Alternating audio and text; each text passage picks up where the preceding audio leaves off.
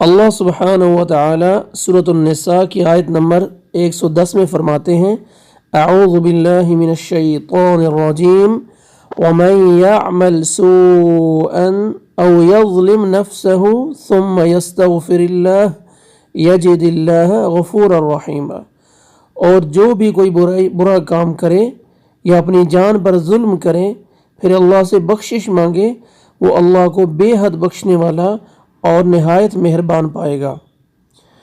یہ آیت مبارکہ اللہ سبحانہ و تعالیٰ نے اس آیت مبارکہ میں اپنی وسیع رحمت اور بخشش کا ذکر کیا ہے، جس میں فرمایا گیا کہ جو کوئی گناہ یا اپنی جان پر ظلم کرے پھر سچے دل سے اللہ سبحانہ و تعالیٰ سے معافی مانگے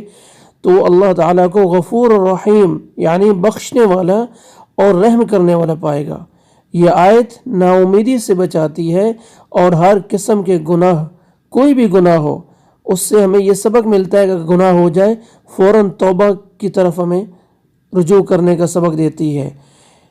اگر گناہ گار شخص اللہ کی طرف رجوع کرے گا تو اللہ تعالیٰ اس کی توبہ قبول فرما کر اس پر مہربانی فرماتا ہے۔ آیت کا پہلا حصہ وَمَن يَعْمَلْ سُوءًا یہ بتاتا ہے کہ انسان غلطیوں کا پتلا ہے، اس سے خطا اور غلطیاں ہو جاتی ہیں، لیکن توبہ کے ذریعے وہ گناہوں کو دھو سکتا ہے۔ یہ آیت ہمیں ایمان والوں کو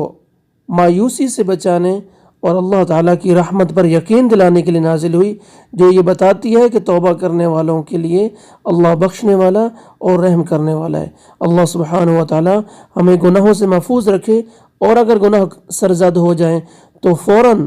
سچی توبہ کرنے کی توفیق عطا فرمائے۔